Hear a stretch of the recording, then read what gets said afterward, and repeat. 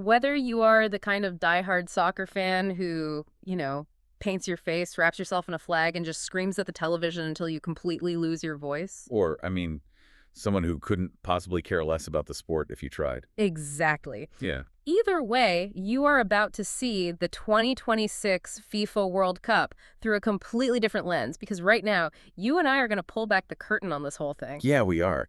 Because this deep dive, well, it isn't about the goals. It is not about the penalties or, the offside traps or those underdog victories on the pitch. Right. It is about the multi-billion-dollar shadow game happening right in front of you.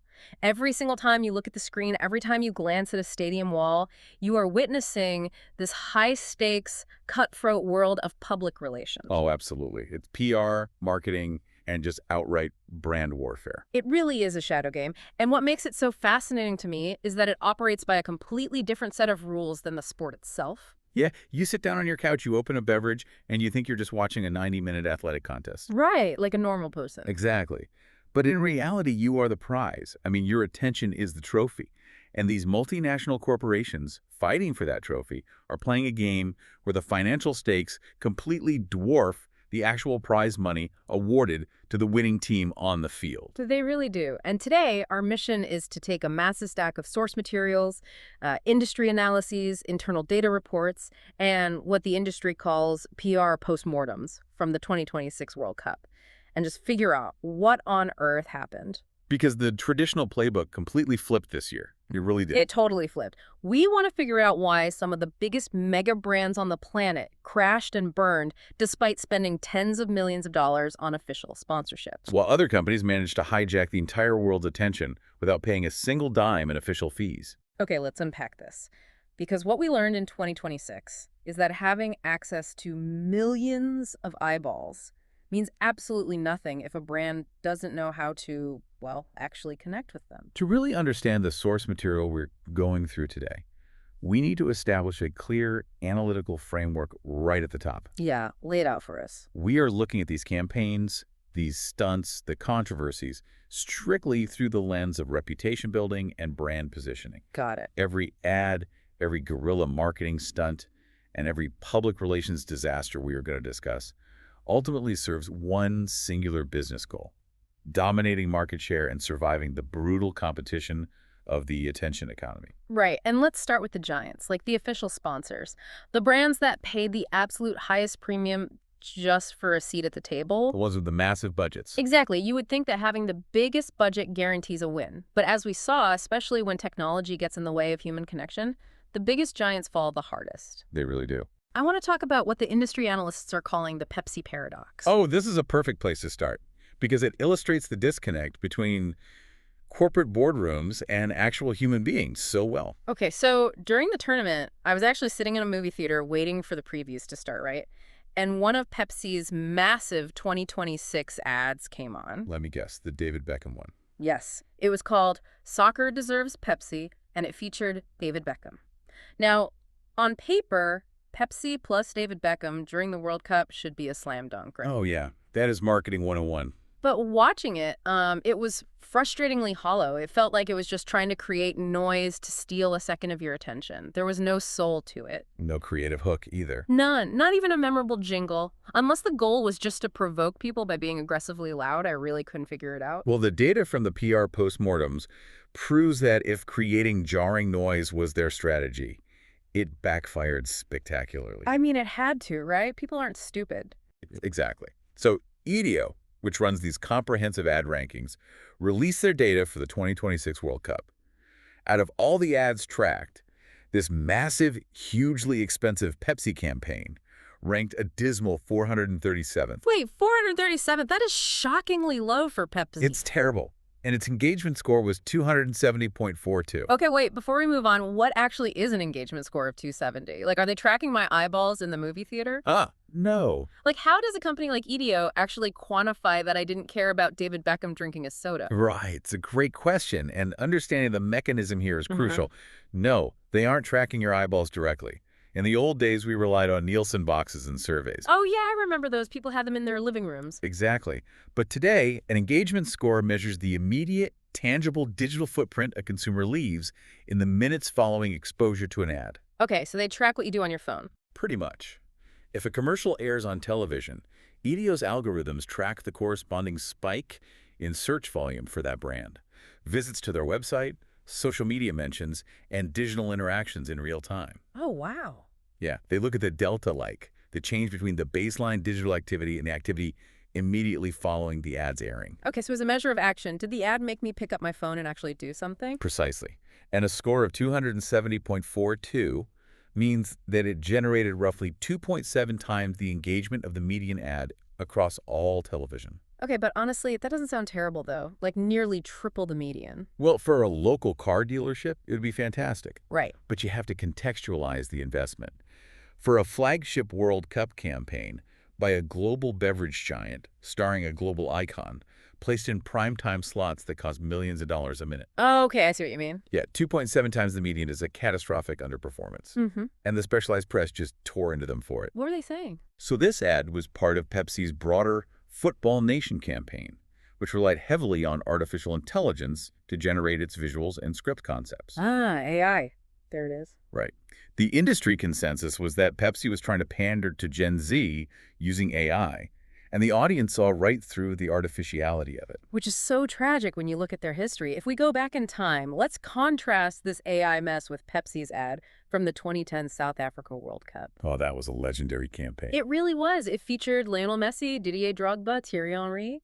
But it wasn't just a highlight reel, you know. It was a masterpiece of corporate social responsibility. Yes, the narrative was completely different. The story was about these superstars playing a casual game with locals in Africa, and it wove the brand, the joy of the sport, and a genuine social message together. Seamlessly, too. Yeah. It was so effective that PR professionals have literally used that specific 2010 ad in leadership workshops for over a decade. Might still do. So to go from that to a hollow AI-generated noise machine, I mean, why abandon a formula that built your legacy? Because of the seductive illusion of efficiency, AI offers a shortcut. A very cheap shortcut. Exactly. It promises endless content generation at a fraction of the cost of flying Lionel Messi to a remote location with a crew of 200 people. Which is incredibly expensive, yeah. Right. But what these boardrooms fail to calculate is the psychological cost. We are biologically wired to detect human intent. Oh, that's interesting. So we can just feel when it's fake. Yeah. When an AI generates a narrative, it is giving you a statistical approximation of human emotion, not actual emotion. Our brains subconsciously register that missing intent. That makes total sense. And Coca-Cola stepped into the exact same trap with their Uncanned Emotions campaign. Oh, I read the critiques on that one. The entire thing was generated by AI, right? Entirely. And the industry critiques were brutal. Creative Block, a major design publication, bluntly called the campaign inane. Ouch. Inane is a rough word for a Coke ad. It really is. Yeah. It was viewed as a cheap production shortcut at the absolute expense of the human touch. And what's fascinating here is that, according to the analysis by Design Rush, this is the third consecutive year Coca-Cola has faced this exact same backlash. Wait, the third year? Yeah, they faced massive criticism for their 2024 and 2025 Christmas campaigns for being heavily AI-reliant and, quote, soulless. See, I have to challenge that, though. I just don't buy that it's an accident. Coca-Cola has some of the best marketing minds on planet Earth. They absolutely do. So are you telling me nobody in that boardroom raised their hand after the 2025 Christmas disaster and said, hey, people hated this last year, maybe we shouldn't do it for the World Cup? Like, how does a company that smart make the same mistake 3 times in a row? Because of how corporate incentives are structured, the marketing executives are often answering to procurement and finance departments. Ah, the bean counters. Exactly. If a chief marketing officer can walk into a board meeting and say, we reduced our global production budget by 40% by utilizing generative AI while maintaining the same volume of advertising output. That looks brilliant on a quarterly spreadsheet. It does. The finance department applauds. The problem is that brand equity, the emotional connection consumers have with Coca-Cola, doesn't show up on a quarterly spreadsheet. Yeah, of course not. It's a lagging indicator. By the time the finance department realizes that the brand has lost its cultural cachet, the damage is already done. It's like trying to use a robot to write a love letter. You can program it to include all the right vocabulary, you know, words like passion and devotion. Right, it can mimic the structure perfectly. But it has all the right words with 0 heartbeat. The person reading it feels nothing because they know there was no human soul behind the pen. That's a perfect analogy. But, they did pivot, right?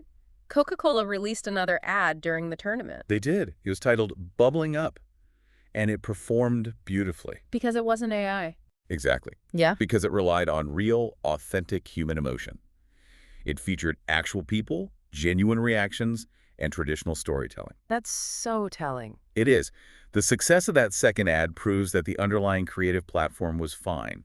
The failure of uncanned emotions was entirely due to the sterile, robotic execution of the AI. What's terrifying is that these brands are risking long-term cheapening of their image just to save a few bucks in the short term. I mean, brand equity takes decades to build and only a few missteps to erode. Exactly. What's fascinating here is that this repeated reliance on AI risks permanently tagging these brands with a reputation for superficiality. Which is a death sentence for a lifestyle brand. It really is.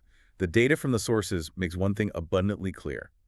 The audience is actively punishing brands that don't offer genuine human storytelling. So if the massive official sponsors failed by relying on artificial narratives, who won? I mean, if you create a vacuum of authenticity, nature abhors a vacuum. Someone is going to step in to fill it. Right. And according to the postmortems, the winners were the brands that stayed outside the official gates. The companies that leaned heavily into raw human rebellion. Let's talk about the Rebel playbook. This is where the strategy shifts entirely from buying attention to earning it. And the biggest winner in this category was Nike, which is wild to me because Nike was not an official sponsor of the 2026 World Cup. Right, Adidas paid the massive fee. Adidas paid the massive fee, but Nike crushed them with their campaign called Rip the Script. I love that campaign. It was so good.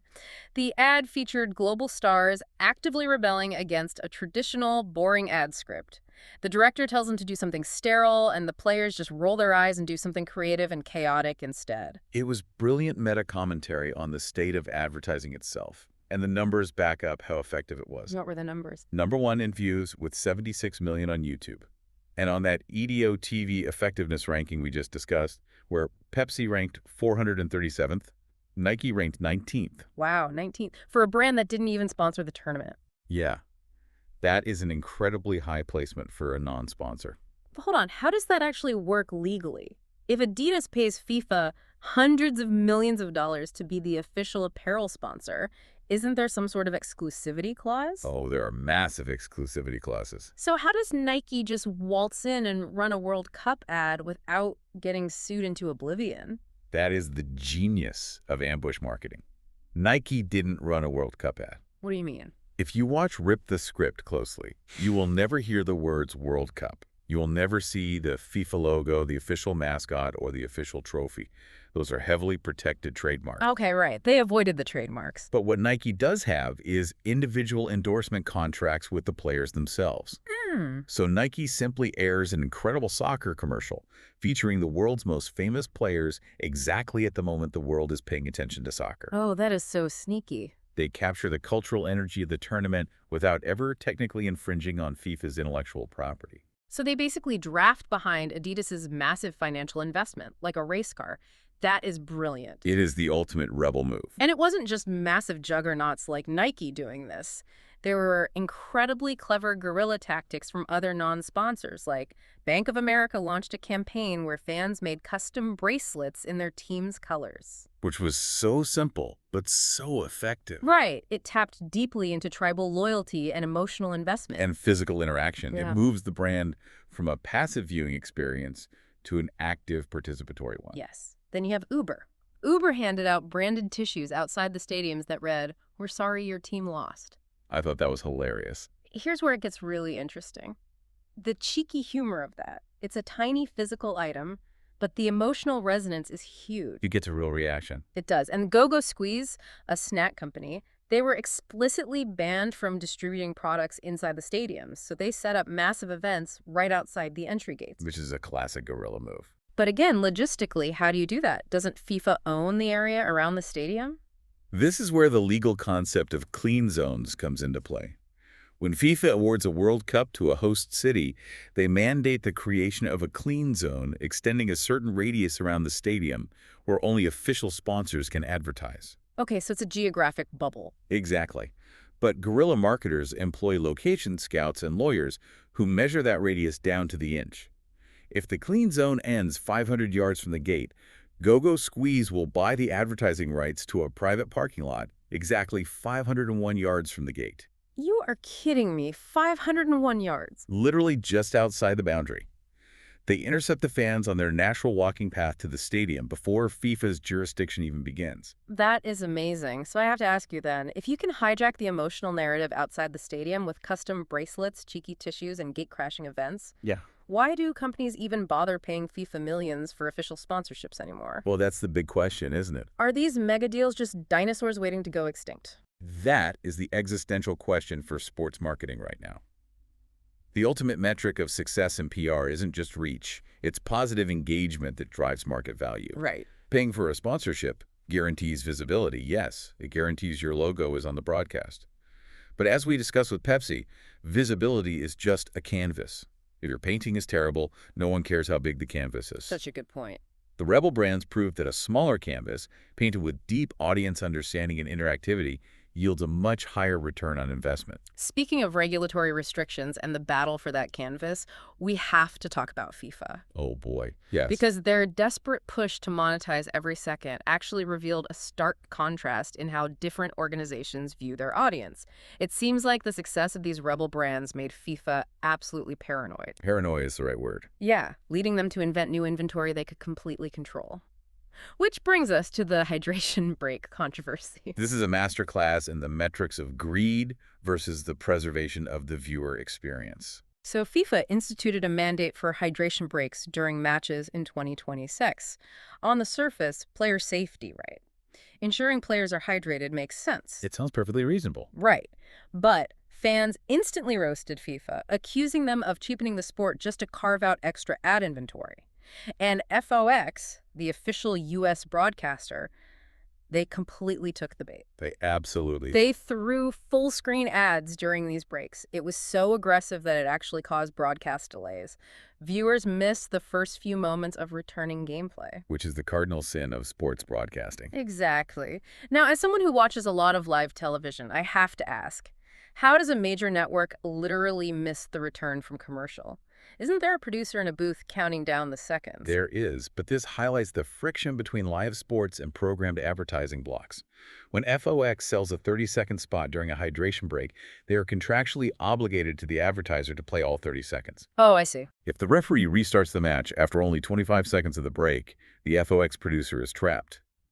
Do they cut off a massive sponsor's multi-million-dollar ad prematurely, which could result in legal action or lost revenue? Or do they let the ad finish and missed 5 seconds of live gameplay? And FOX chose to protect the advertiser. Yes.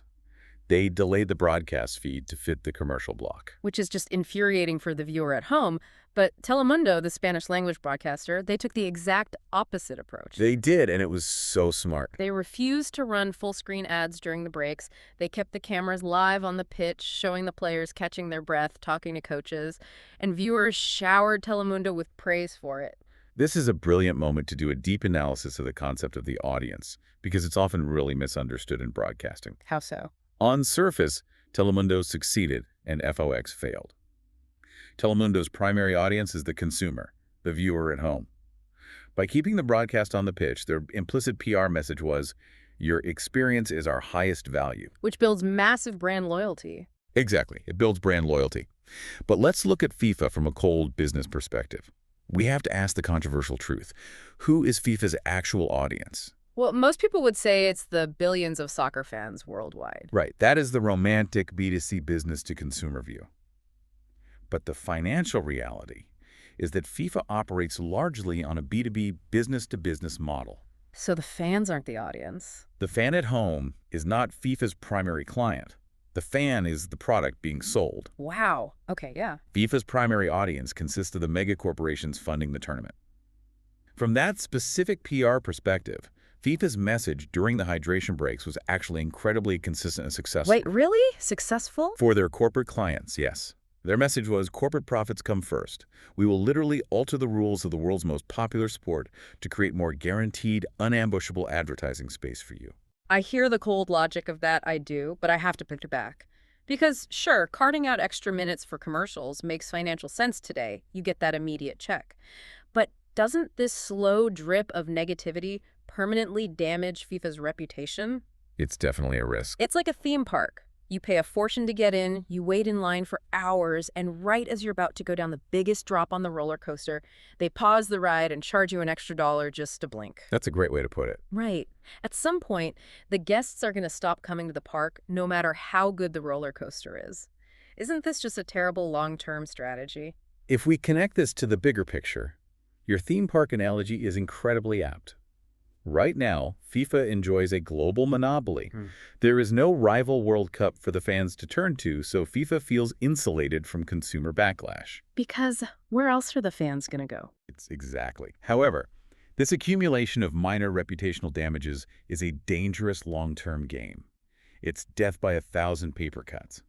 They might be delivering for their B2B corporate clients today, but if the underlying product, meaning the passionate fan base, begins to fracture, lose trust, or simply tune out, those corporate clients will take their money elsewhere. Of course they will. The value of the sponsorship is entirely dependent on the goodwill of the fan. And FIFA's obsession with controlling every square inch of that ad space led directly to their biggest operational blunder of the year. Oh, this was a massive blunder. It's a perfect segue, actually, because we are going to look at the greatest masterclass in real-time ambush marketing we've seen in a long time. The clean stadium blunder. This perfectly illustrates what happens when rigid bureaucratic rules collide with agile corporate marketing. Let's set the stage. We talked about clean zones outside the stadium, but FIFA also enforces a clean stadium policy inside and on the exterior of the building. Right. Absolutely no non-sponsor branding allowed anywhere. The problem: one of the host venues was Levi's Stadium in California. Levi's has a 20-year, $390 million naming rights deal for that stadium. Which is a huge investment. Huge. But they were not an official 2026 World Cup sponsor. So FIFA literally covered up the giant Levi's logos on the exterior of the building with massive tarps and temporarily renamed the stadium for the broadcast. It was such a heavy-handed application of the rules, it completely ignored the PR reality. Yes, legally, FIFA had the right to do it under their host city contracts, but optically, it looked petty and aggressive. And the retaliation from Levi's was a thing of beauty. They didn't whine. They didn't put out some boring press release. They weaponized it. They absolutely did. They covered up their own logos in their global retail stores, mimicking the censorship. They changed their social media avatars to a redacted block, and they launched a viral campaign welcoming the world to the beautiful redacted stadium. Which was just so clever. But realistically, logistically, how does a massive corporate clothing brand change its physical retail store displays worldwide overnight? It requires an incredibly agile supply chain and a highly decentralized command structure. Usually, a global retail display change takes months of planning. Right, all the approvals and shipping materials. Exactly. But in a PR war room, when a crisis or opportunity hits, the chain of command flattens. The chief marketing officer gets immediate sign-off from the CEO, and emails go out at 2:00 a.m. to regional managers across Europe, Asia, and the Americas with a simple directive. Which was? Take black material and cover our logos before you open. It requires a corporate culture that trusts its regional teams to execute quickly without endless committee meetings. And it paid off. The ROI of this stunt was staggering. The image of the covered logo generated over 500 million impressions online. Brand mentions skyrocketed by 44%. Engagement quadrupled, up 400%. They completely overshadowed the massive official sponsors. They did, and they monetized it immediately by selling a $35 Nobody's Gonna Know logo tee, which was literally just a shirt with the censored block. It's the perfect example of using your opponent's momentum against them. Think of it like a judo flip. A judo flip. Yeah, FIFA came at Levi's with massive, heavy bureaucratic force by tarping the stadium. Instead of trying to block that force with a lawsuit, Levi's grabbed FIFA's momentum, pulled it forward, and flipped them over. They used FIFA's own censorship as the engine for their marketing campaign. And the bottom line of PR is financial value. Levi's stock price jumped from $30 to $32, and their profit margins hit over 61%. But help me connect those dots. How does a funny joke about a tarp literally make a company's stock go up $2 a share overnight? Because the stock market is driven by consumer sentiment and future earnings projections. When investors see a brand execute a flawless, viral campaign that generates 500 million impressions, they know two things are happening. Okay, what's the first? First, short-term revenue is spiking because people are buying the novelty t-shirts and going to the stores. Second, Long-term brand equity is rising. A younger demographic that might not have cared about Levi's suddenly views them as a clever, rebellious brand fighting against a giant corporation. Ah, I see. Investors buy the stock because they project that this spike in cultural relevance will translate into sustained quarterly earnings. It's so brilliant, it almost makes me suspicious. I have a conspiracy theory for you. Oh, let's hear it. Did Levi's secretly pay FIFA to do this? Did they know that being censored would spark this exact viral outrage? Ah, as fun as that theory is, it was just a terrible operational mistake by FIFA. The proof is that other brands were hit by this rigid policy and had to react similarly. Really? Who else got hit? Well, Heinz discovered their logos were covered on condiment dispensers inside the stadiums. They instantly launched the unofficial stadium catch-up. Beats by Dre had their logo taped over on the headphones of German player Jamal Musiala. Tape. Literally tape. Literally just masking tape. And Beats used the imagery of the tape to tease a mysterious new product. Even Gillette had to cover logos on 64,000 individual seats. 64,000 seats. Imagine the poor interns out there with rolls of tape. Right, covering every single one. It wasn't a conspiracy, it was just brilliant crisis management, turning a penalty into a massive profit. So Levi's showed the power of fast, clever marketing. But moving fast can also lead a brand straight into a minefield if they aren't looking at the bigger historical picture. Let's look at a brand that did one thing brilliantly and another disastrously. The Rexona paradox. This perfectly illustrates the duality of brand management, the power of understanding physical context versus the danger of ignoring your own corporate history. The stroke of genius was so simple. Rexona, or Degree, as some people know it, is an antiperspirant. They printed their logo on the shirt of the official who holds up the substitution board on the sidelines. Which is prime real estate. Prime. Every time a substitution happened, the camera zooms in, the official raises his arms holding the board and perfectly exposes the Rexona logo right under his armpit. So what does this all mean? It means they mastered contextual advertising. Contextual advertising is about placing your product in an environment where its utility is immediately obvious without needing an explanation. Like deodorant under an armpit. Exactly. They didn't interrupt the game with a commercial break. They integrated their logo seamlessly into a high-visibility moment that perfectly mirrored the product's use case, lifting your arms while sweating. Which is just so smart. If they had stopped there, it would have been the smartest micro-campaign of the year. But they didn't stop there. They got a taste of virality and wanted more. They found a fan from the Congo who had gone viral for his passionate reactions in the stands, and they rushed to make him the face of a new campaign, and it completely backfired. It did. And this raises an important question about corporate memory and crisis management. Because of the parent company? Yes. When Rexona pushed this campaign, the public immediately connected the dots. Rexona's parent company has a heavily scrutinized history of controversial business practices in the Congo regarding supply chains and labor. Oh, wow. We don't need to dive into the morality of it today, but strictly from a PR perspective, by putting a Congolese fan front and center in a lighthearted ad, the company inadvertently revived a massive public relations nightmare. That is a huge oversight.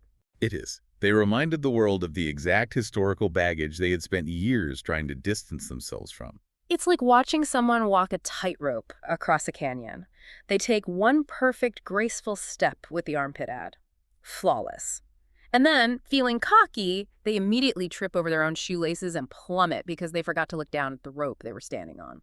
Agility without strategy is just recklessness.